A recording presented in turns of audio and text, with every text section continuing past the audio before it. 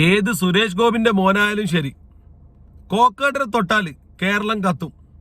അശ്വന്ത് ഗോക്കിനോട് കളിക്കാൻ ഒരുത്തനുമായിട്ടില്ല. ഞങ്ങൾ ഫാൻസ് അസ്വസ്ഥരാണ്. ചെറിയൊരു ഹൂക്ക് കൊടുത്തതാണ് സംഭവം, എല്ലാവർക്കും അറിയാൻ പറ്റിയിട്ടുണ്ടാവും. നമ്മളെ റിവ്യൂവർ കോക്കിനെ പറ്റിയിട്ട് മാധവ് സുരേഷ് ഒരു വാർത്താ സമ്മേളനം നടത്തിയതും അതുമായി ബന്ധപ്പെട്ട് അപവാദ പ്രചരണം നടത്തിയിട്ട് എന്തോ 1 ലക്ഷം റുപ്യ കൊടുത്താൽ നെഗറ്റീവ് റിവ്യൂ പറയില്ലെന്ന് പറഞ്ഞു എന്ന് പറഞ്ഞതുകൊണ്ട് അശ്വന്ത് ഗോക്ക് വന്നിട്ട് നല്ല നല്ല ഉപദേശം കൊടുത്തു നമ്മുടെ മാധവ് സുരേഷിനും അതിൻ്റെ പ്രൊഡ്യൂസർക്കൊക്കെ. അപ്പോൾ ഇതിനെ പറ്റി ഒരു വിശകലനം, ഒരു ആധികാരികമായ ചർച്ചയാണ് ഞാൻ ഉദ്ദേശിക്കുന്നത്, പ്രൊഡക്റ്റീവായൊരു ചർച്ച. അതായത് നമ്മുടെ സിനിമാ മേഖലയിൽ കണ്ടുവരുന്നൊരു സംഭവമാണ് താരാരാധന. അതായത് എല്ലാ താരരാജാക്കന്മാരെ പറ്റിയിട്ട് ആർക്കും ഒന്നും പറഞ്ഞുകൂടാ. അവരെന്തെങ്കിലും മോശം പടം മോശം എന്ന് പറഞ്ഞു കഴിഞ്ഞാൽ അപ്പം തന്തക്ക് വിളി, തള്ളക്ക് വിളി. ഇത് ഏത് കോപ്പിലെ നിയമമാണ്? അതായത് പാലും ഭയവും കൊണ്ട് അഭിഷേകം നടത്താം. ഇവരുടെ ഫ്ലെക്സിലൊക്കെ ഭയങ്കര പടം, മമ്മൂക്കാന്റെ പടം ഭയങ്കര പടം, ലാലേട്ടന്റെ പടം ഭയങ്കര മല മറിക്കുന്ന പടം, അങ്ങനെ പറഞ്ഞു കഴിഞ്ഞാൽ ആർക്കും വിഷയമൊന്നുമില്ല, ഭയങ്കര സംഭവമാണ്. അതുപോലെ തന്നെ അല്ലേ നിങ്ങൾക്ക് കയ്യടി കിട്ടുന്നത് പോലെ തന്നെ വിമർശനവും അതേ സ്പിരിറ്റ് സ്വീകരിക്കണ്ടേ? ഇപ്പൊ ഞാൻ ഒരു എക്സാമ്പിൾ പറയാം. ദൃശ്യം 3 ഇറങ്ങി. ഞാൻ കണ്ടു ഒരു വലിയ കോപ്പിലെ പടമല്ല, വലിയ സംഭവം എന്നല്ല, അത് ഒരു നോർമൽ ആയിട്ടുള്ള പടം. ദൃശ്യം 1നെയും 2നെയൊക്കെ വെച്ച് നോക്കുമ്പോൾ ഒരു ആവറേജ് പടം. മോഹൻലാൽ ഫാൻസിന് ഭയങ്കര സംഭവമായിരിക്കും, ചിലപ്പോൾ ഭയങ്കര മോഹൻലാലിന്റെ 3 മണിക്കൂർ മോഹൻലാലിനെ മാത്രം കണ്ടാൽ മതി എന്നുള്ള ആൾക്കാർക്ക് ഭയങ്കര സംഭവമായിരിക്കും. അത് വലിയൊരു കഥയൊന്നും ഇല്ല. ഇത് വലിച്ചു നീട്ടിക്കൊണ്ടുപോയിട്ട് ലാസ്റ്റ് ക്ലൈമാക്സിൽ ചെറിയൊരു സംഭവമുണ്ട്, ഏതൊരു പടത്തിലെയും പോലെ. ഇപ്പൊ കമ്പാരിറ്റീവ്ലി റിവ്യൂ എന്ന് പറയുമ്പോൾ നമ്മൾ കമ്പാരിറ്റീവ് മെഷറും കൂടി ഉപയോഗിക്കണല്ലോ. ഏത് വെറുതെ ഒരു പടം ഇറങ്ങി ആ പടം ഭയങ്കര പടം എന്ന് പറഞ്ഞിട്ട് കൈമുട്ടിയിട്ട് കാര്യമില്ലല്ലോ. അതായത് ഞാനിപ്പോൾ ഈ കഴിഞ്ഞ ആഴ്ചയാണ് ഇത് കണ്ടത്, മോഹിനിയാട്ടം, ഭരതനാട്യം 2 എന്ന് പറഞ്ഞിട്ട് മോഹിനിയാട്ടം, നമ്മുടെ ഇവന് സൈജു കുറുപ്പൊക്കെ അഭിനയിച്ച സൂപ്പർ പടം, അടിപൊളി സിനിമ എന്ന് പറഞ്ഞാൽ അത് എന്റർടൈൻമെന്റ് പ്ലസ് എന്താ പറയുക, നമ്മൾ ആ കാണുന്ന സമയത്തിനൊരു വാല്യൂ ഉണ്ടാവണം. അല്ലെ വെറുതെ എന്തെങ്കിലും നമ്മൾ കണ്ടിട്ട് അത് നാടകം പോയി കണ്ടാൽ മതിയല്ലോ. അങ്ങനെയാണെങ്കിൽ വെറുതെ കഥ ഒരു പുസ്തകം വായിച്ചാൽ മതിയല്ലോ. നമ്മളൊരു സമയം ചെലവാക്കിയിട്ട് ഒരു പടം അല്ലെങ്കിൽ സംഭവം കാണുമ്പോൾ അതിന് വാല്യൂ ഉണ്ടാവണം. അത് തന്നെയാണ് ഈ അശ്വന്ത് ഗോക്ക് പറഞ്ഞിട്ടുള്ളത്. അശ്വന്ത് ഗോക്ക് പറഞ്ഞിട്ടുള്ളത് മോശം പടത്തിനെ മോശം എന്ന് പറഞ്ഞിട്ടുണ്ട്. അതിനെന്താ മോശം പടത്തിനെ പിന്നെ നല്ല പടം എന്ന് പറയണം? റിവ്യൂ ചെയ്യാനുള്ള അവകാശം എല്ലാവർക്കും ഒബ്വിയസ്ലി ഉണ്ടാവണം. പിന്നെ പൈസ വാങ്ങിയിട്ടാണോ ചെയ്യുന്നത്, പൈസ വാങ്ങാണ്ടാണോ ചെയ്യുന്നത്, അത് ഡിബേറ്റബിൾ ആയിട്ടുള്ള ടോപ്പിക് തന്നെയാണ്. അങ്ങനെ ഒരു സിനിമയെ നശിപ്പിക്കുക എന്ന ലക്ഷ്യത്തോടു കൂടി പൈസ വാങ്ങിയിട്ട് ചെയ്യുന്നുണ്ടെങ്കിൽ അത് തെറ്റ് തന്നെയാണ്. പക്ഷെ ഇവിടെ അദ്ദേഹം അത് ചെയ്യാത്തൊരു കാര്യമായതുകൊണ്ടാണ് അദ്ദേഹം ഇത്രയും പൊട്ടിത്തെറിച്ചിട്ടുള്ളത്. അപ്പോൾ നമ്മൾ ഇതിനെപ്പറ്റി വിശകലനം ചെയ്യുവാണെങ്കിൽ, അതായത് ഇപ്പോൾ എക്സാമ്പിൾ പറയാം. നമ്മൾ ഇപ്പോൾ ഈ ദൃശ്യം ഞാൻ പറഞ്ഞ ഇപ്പോൾ ഇറങ്ങിയ പടം ദൃശ്യം 3, ഇതൊരു ഞാനെന്നൊരു ആസ്വാദകൻ അല്ലെങ്കിൽ ഞാനെന്നൊരു വ്യക്തി കണ്ടെടുത്തോളം ഇത് ഫെമിനിസ്റ്റ് ക്ലീഷേ പടമായിട്ട് എനിക്ക് തോന്നിയിട്ടുള്ളത്. അതായത് ജോർജ് കുട്ടിയുടെ ഭാര്യ റാണി, അവളുടെ എന്താ പറയുക താല്പര്യങ്ങൾക്കും ജൽപ്പരങ്ങൾക്കും അനുസരിച്ച് ജീവിതത്തിൽ ഇറങ്ങി കഷ്ടപ്പെട്ട് എന്താ പറയുക ഓരോ ദിവസവും തള്ളി നിൽക്കുന്ന ഒരു ജോർജ് കുട്ടി, അതാണ് ഞാൻ ദൃശ്യം 3 കണ്ടിട്ടുള്ളത്. 1ലും 2ലും അങ്ങനെ ആയിരുന്നില്ല. ആ ഒരു കൊലപാതകത്തിന്റെ പിന്നെ ആ ഒരു എവിനസും ആ ഒരു പേടിയും ഭയം കൊണ്ട് മറച്ചു വെച്ചൊക്കെ മുന്നോട്ട് പോകുന്ന കാര്യങ്ങൾ നമ്മൾ കണ്ടത്. ഇതെന്താ നാടകം പോലെ വലിച്ചു നീട്ടി കൊണ്ടുപോകുന്ന ഒരു നോർമലായിരിക്കും. ഞാൻ ദൃശ്യം 4 കൊടുക്കാം. ഇനിയിപ്പോൾ മോളെ മംഗലം കഴിയുന്നതും അതുമായിട്ട് മോള് പഠിക്കാൻ പോയിരുന്ന വിഷയങ്ങളുണ്ട്. ഇപ്പം ചെറിയ എസ്തറില്ലേ, അവൾ പഠിക്കാൻ പോയിട്ട് അവിടെ ഒരുപാട് പ്രശ്നങ്ങൾ ഉണ്ടാകുന്നു, അവൾ ആരെങ്കിലും റാഗ് ചെയ്യുന്നതായിട്ട് ബന്ധപ്പെട്ടൊക്കെ കേസായി, പിന്നെ അടുത്തത്തിനെയും കൂടി കൊന്നിട്ട് കുഴിച്ചു കൂടുന്നതൊക്കെ ആയിട്ട് ദൃശ്യം 4 എടുക്കാം, ദൃശ്യം 5 എടുക്കാം, അങ്ങനെ അങ്ങ് പോകും. മറ്റേ സൂപ്പർമാൻ അല്ലെങ്കിൽ സ്പൈഡർമാൻ സീരീസ് പോലെ നമുക്ക് അങ്ങനെ അങ്ങ് എടുത്തിട്ട് പോകാം. അത് വേറെ വിഷയം, അതൊന്നും നമ്മൾ തർക്കിക്കാനില്ല. പക്ഷെ ഈ ഒരു ദൃശ്യം 3 എന്ന് പറയുന്ന പടത്തിന് അങ്ങനെ ഈ പറഞ്ഞ പോലത്തെ മലമറിക്കുന്ന പരിപാടികളൊന്നുമില്ല. മനസ്സിലായില്ലേ? ഞാൻ മനസ്സിലാക്കിയെടുത്തു, ഞാൻ കണ്ട ഒരു എൻ്റെ ഒരു രീതി. അപ്പോൾ ഒരു മോഹൻലാലിന്റെ കടുത്ത ആരാധകനായിട്ടുള്ള ഒരാൾക്ക് നേരെ ഓപ്പോസിറ്റും ആകാം.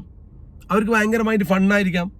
മോഹൻലാലിന്റെ ഈ ചെയ്തികളൊക്കെ ഭയങ്കര സംഭവമുണ്ട്. അതുപോലെ തന്നെ ഈ നമ്മുടെ മറ്റേ സിദ്ദീഖിന്റെ പോലീസ് കാര്യത്തിന്റെ എന്ത് പ്രഭാകര, ദിനേശ് പ്രഭാകര, അവള് ഈ പറഞ്ഞ പോലെ ഈ എന്താ പറയുക, കുറച്ച് BP ഭാര്യയെ പേടിത്തൂറികളായ 2-3 ഭർത്താക്കന്മാരുടെ ഒരു കഥയാണ് ദൃശ്യം 3 എന്ന് നമ്മൾ പറയേണ്ടി വരും. വലിയ വിഷയമായിട്ടൊന്നും വലിയൊരു സംഭവമായിരുന്നു എനിക്ക് തോന്നിയില്ല. എൻ്റെ ഒരു അഭിപ്രായം പറയുകയാണെങ്കിൽ. അപ്പോൾ അതുപോലെയാണ് ഓരോ റിവ്യൂറും അവരവരുടെ അഭിപ്രായം പറയൂ. പിന്നെ നിങ്ങൾ സിനിമ എടുത്ത് വെച്ചിട്ട് എല്ലാവരും വന്ന് കൈമുട്ടിയിട്ട് നിങ്ങളെ സിനിമാ പോസ്റ്റിന്റെ മേലെ പാലോചിക്കണം എന്നാ പറയുന്നത്. ഏത് കാലത്താണ് നിങ്ങൾ ജീവിക്കുന്നത്? അപ്പോൾ ഈ സംഭവത്തിൽ അശ്വന്ത് ഗോക്കിന്റെ വീഡിയോ നമുക്കൊന്ന് ജസ്റ്റ് ഒന്ന് കേട്ടു നോക്കാം, എന്തൊക്കെയാണ് സംഭവം അദ്ദേഹം പറയുന്നത് നോക്കാം. ന്യൂസ് 18 എന്റെ കൈകാൻ പഠിക്കുന്ന ചാനലാണ്. എന്ത് ഒരു ചർച്ചിലിരിക്കാൻ വേണ്ടിയിട്ട് റിലയൻസിന്റെ ചാനലിലാണ്, അംബാനിയുടെ ചാനലാണ്, സ്റ്റിൽ ദാരിദ്ര്യം പിടിച്ച ചാനലാണ്, ഇത്രയും ദാരിദ്ര്യം പിടിച്ച ചാനലാണ്. എന്നെ പലവട്ടം വിളിച്ചിട്ട് എന്നെ പുഷ്പയുടെ സമയത്താണ് തോന്നുന്നത്, ന്യൂസ് 18 തോന്നുന്നത് ആവശ്യപ്പെടുന്നു. ഞാൻ ഇപ്പോൾ ഓൺ റെക്കോർഡ് ഞാൻ പറയുന്നു, ഞാൻ 1 ലക്ഷം രൂപ ആവശ്യപ്പെടുന്ന തെളിവെന്ന് എടുത്തുണ്ടോ? ഓക്കെ, ഞാൻ ആവശ്യപ്പെട്ടു നീ പറയുന്നല്ലോ. എടാ ഒരു മിനിമം മര്യാദ വേണം. എന്നെ നാണം കെടുത്ത് 1 ലക്ഷം രൂപയോ നിന്റെ തീട്ടപ്പടത്തിന് 1 ലക്ഷം രൂപ എല്ലാ ജനങ്ങളും കൊടുത്താൽ പോലും ഒരു പണം കാണൂല. അത്രയും തീട്ടപ്പടാണോ? തീട്ടപ്പടം ഓൺ റെക്കോർഡും പറയാം.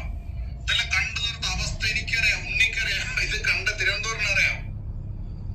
എന്നിട്ട് പറയോണേ, ഈ മാനിരുന്ന് പറയോണേ 1 ലക്ഷം രൂപ ഞാൻ വാങ്ങിക്കുന്നത്. ഞാൻ I have already talk with my advocate, ഹൈക്കോടതി അഡ്വക്കേറ്റ്, എന്റെ അഡ്വക്കേറ്റ് ഉണ്ട് അവിടെ, മൈ പേഴ്സണൽ ബ്രോ അഡ്വക്കേറ്റ് ആയിട്ട് സംസാരിച്ചിട്ടുണ്ട്. ഞാൻ മൂവ് ഓൺ ചെയ്യാണ്, കേസ് ഫയൽ ചെയ്യാണ്. കാരണം 1 ലക്ഷം രൂപ ഞാൻ വാങ്ങിക്കുന്നത്. ഞാൻ ഐ ഹാവ് ഓൾറെഡി ടോക്ക്. അത്രയും പൈസ വാങ്ങിച്ചത് എന്ത് കാണിക്കാനാ ദരിദ്രവാസികളെ വെല്ലുവിളിക്കുന്നത്?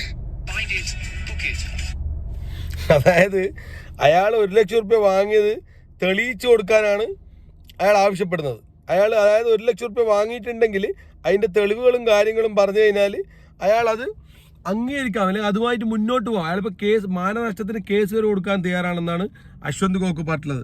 കാരണം എന്ന് വെച്ച് കഴിഞ്ഞാൽ അദ്ദേഹം ഈ ഒരു സംഭവം, ഈ ഒരു സിനിമയുടെ ഇപ്പോൾ ഇറങ്ങിയിരിക്കുന്ന പടം, ആ പടത്തിൻ്റെ പേര് വരുന്ന നോക്കിയിട്ടില്ല, ആ പടത്തിൻ്റെ പേരിൽ ഒരു തെളിവ് വരാനാണ് അവർ പറയുന്നത്. ഒരു തെളിവ്, ഈ ഒരു സംഭവം ചെയ്തു എന്നുള്ളതിന് ഇയാൾ 1 ലക്ഷം വാങ്ങിയതിനുള്ളൊരു തെളിവ് കൊണ്ടുവന്നാൽ ഈ പരിപാടി നിർത്തിയിട്ട് പോകുന്ന അയാൾ പറയുന്നത്. അപ്പോൾ ഇത്രയും വലിയൊരു സംഭവം അയാൾ പറയണമെങ്കിൽ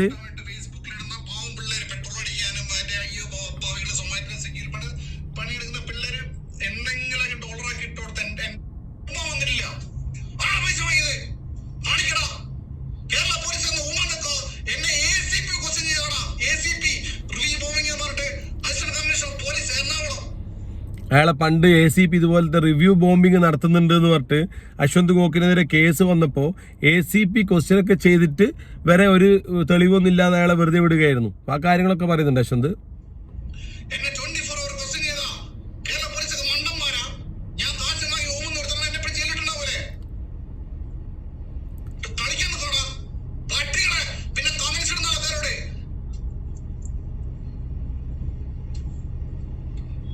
ഒരു കുഴപ്പമില്ല, മനസ്സിട്ടോ.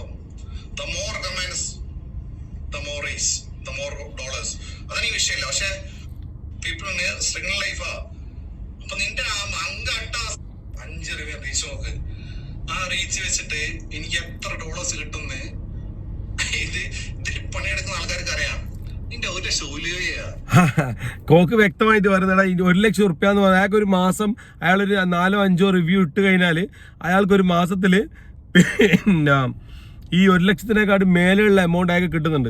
അപ്പോൾ ഈ ഒരു റിവ്യൂ പറയാതിരിക്കാൻ, അല്ലെങ്കിൽ ഈ നെഗറ്റീവ് റിവ്യൂ ഇടാതിരിക്കാൻ 1 ലക്ഷം റുപ്യ പറയണമെന്ന് പറയുന്നത് അദ്ദേഹം ഒരു തരത്തിൽ അദ്ദേഹത്തിന് അംഗീകരിക്കാൻ പറ്റത്തില്ല.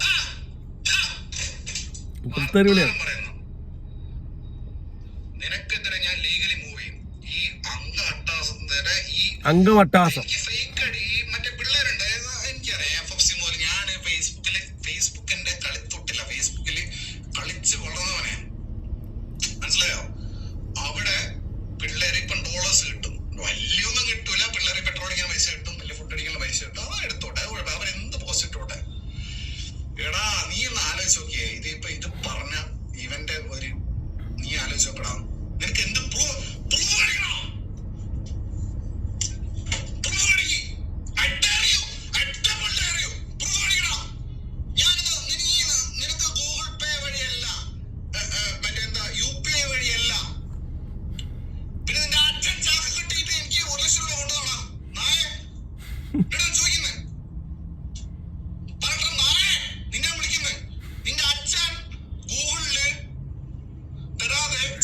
അച്ഛൻ സുരേഷ് ഗോപി ചാക്കി കെട്ടിച്ചാണ് കൊണ്ടുതന്നതെന്ന് മാന്യമായ ഒരു ചോദ്യമാണത്.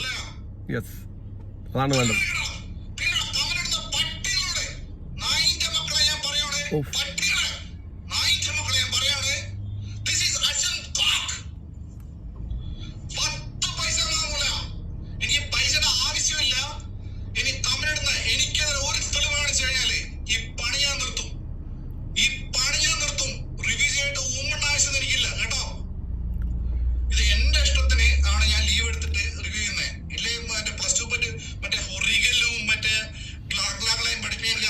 അയാള് +2 ടീച്ചറാണെന്നുള്ളത് അതിനിടക്കൊന്ന് നൈസായിട്ട് അവതരിപ്പിക്കുന്നുണ്ട്. പണി ഗവൺമെന്റ് പണി വേറെ ഉണ്ടടാ അച്ചായന്. അന്തമട്ടഹാസം മാധവ് സുരേഷ് തീർന്നു ചക്ക. എന്നാ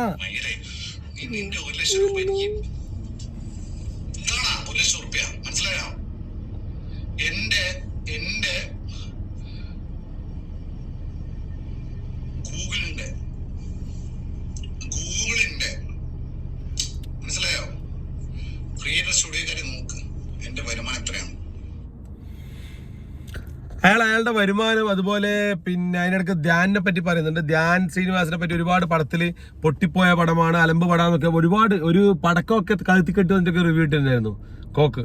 പക്ഷെ അതിന് വരെ ധ്യാൻ പ്രതികരിച്ചിട്ടില്ല. കാരണം ധ്യാന് ഒരു ജെന്റിൽമാൻ ആണ്. കാരണം നമ്മൾ ഒരു സിനിമയാകുമ്പോൾ അല്ലെങ്കിൽ ഒരു കലയാകുമ്പോൾ അത് നല്ലതെന്ന് പറഞ്ഞ് കൈമുട്ടാൻ 10 ആളുണ്ടെങ്കിൽ ഒരു 5 ആൾ അത് മോശമാണെന്നും അഭിപ്രായം ഉണ്ടാവും. അതാണ് വ്യക്തി സ്വാതന്ത്ര്യം. എല്ലാവരും വന്നിട്ട് ഭയങ്കരമായ പടം എന്ന് പറയുന്ന പടത്തിനും വിമർശകരുണ്ടാവും. വിമർശനത്തെ വിമർശനമായി അംഗീകരിക്കുകയും നിരൂപണത്തെ നിരൂപണമായി അംഗീകരിക്കുകയും അതുപോലെ തന്നെ പ്രോത്സാഹനത്തെ അല്ലെങ്കിൽ എപ്രിസിയേഷനെ നിങ്ങൾക്കൊരു നല്ല കാര്യം എന്ന് പറഞ്ഞു കഴിഞ്ഞാൽ അതിനെ ആ രീതിയിൽ കൊടുക്കുക. അല്ല എല്ലാവരും വന്നിട്ട് ഇനി ഭയങ്കര സംഭവമാണ്, മാധവ് സുരേഷിന്റെ പടം ഭയങ്കരമാണ്, സുരേഷ് ഗോപിന്റെ പടം ഭയങ്കരമാണ്, ലാലേട്ടന്റെ പടം ഭയങ്കരമാണ്, മമ്മൂക്കാന്റെ പടം ഭയങ്കര, അങ്ങനെ ഒരു സംഭവം ഇല്ലല്ലോ. ചില കഴുതകളുടെ വിചാരം അതാണ്. ചില ഫാൻസ് അസോസിയേഷൻകാരുടെയും ഫാൻസോളികളുടെയും വിചാരം, ഓ ലാലേട്ടൻ ചെയ്യുന്ന പടം എല്ലാം അടിപൊളി, മമ്മൂക്ക ചെയ്യുന്ന പടം എല്ലാം മറ്റേ പടം അങ്ങനെ ഒരു നിയമം ഉണ്ടോ? ഒരു കോമൺ സെൻസ് വേണ്ടേ? ഏത് മറ്റേടത്തെ ആക്ട്രസ് ആയാലും തെറ്റുണ്ടാവും, അല്ലെങ്കിൽ പടത്തിൽ പോരായ്മകൾ ഉണ്ടാവും. അത് ആൾക്കാർ പറയും അല്ലെങ്കിൽ ഡിനോട്ട് ചെയ്യും. അപ്പോൾ അതിന് വേണ്ടിയിട്ട് അവർ റിവ്യൂ ബോംബ് ചെയ്യുവാണ്, അവർ പൈസ മേടിച്ചിട്ട് ഉണ്ടാക്കുകയാണ്. അതൊന്നും ഒരു അടിസ്ഥാനപരമായ ആരോപണം. വിമർശിക്കാൻ വേണ്ടി വിമർശിക്കണേ, നമുക്ക് എന്തും പറയാം. ഇപ്പം എനിക്കൊരു പടത്തിനെ ഞാൻ നേരത്തെ പറഞ്ഞല്ലോ, ഞാനിപ്പോൾ പറഞ്ഞ ഈ ഒരു അശ്വന്ത് ഗോക്കിന്റെ ഈ സംഭവം കണ്ടപ്പോൾ പറയുന്ന കൂട്ടത്തിൽ പറഞ്ഞതാ. ഇപ്പൊ ദൃശ്യം എന്ന് പറഞ്ഞ പടത്തിനെ വിമർശിക്കണമെങ്കിൽ ഇരുന്നിട്ട് 1 മണിക്കൂറോളം സംസാരിക്കാൻ എനിക്ക് പറ്റും, നിരൂപണാത്മകമായിട്ട്. ആ പടത്തിന്റെ പോരായ്മകൾ, ആ പടത്തിന്റെ ഫസ്റ്റ് ഹാഫ് വരെ വലിച്ചയച്ചു കൊണ്ടുപോയ നാടകവും ഡ്രാമയും പോലെ, ഡോക്യുമെന്ററി പോലെ, അതും ഇവിടുന്ന് പെണ്ണ് കാണാൻ വരുന്നു, അതും ഇതും ഒരു പുലബന്ധവും ഇല്ലാത്ത ദൃശ്യം എന്ന് പറഞ്ഞ ആ ഒരു കൺസെപ്റ്റിനോട് അല്ലെങ്കിൽ ആ ഒരു സിനിമയുടെ തുടർച്ചയോട് ഒരു പുലബന്ധമില്ലാത്ത ഫസ്റ്റ് ഹാഫ് ആയിരുന്നു എന്ന് പറഞ്ഞു കഴിഞ്ഞാൽ നിഷേധിക്കാൻ പറ്റുമോ? അങ്ങനെ പറയാൻ പറ്റും. അപ്പോൾ അത് വേറൊരു മേഖലയാണ്. നിരൂപണ സാഹിത്യം അല്ലെങ്കിൽ വിമർശന സാഹിത്യം എന്നുള്ളത് അത് മലയാള സാഹിത്യത്തെക്കുറിച്ച് പഠിച്ചവർക്ക് മനസ്സിലാകും.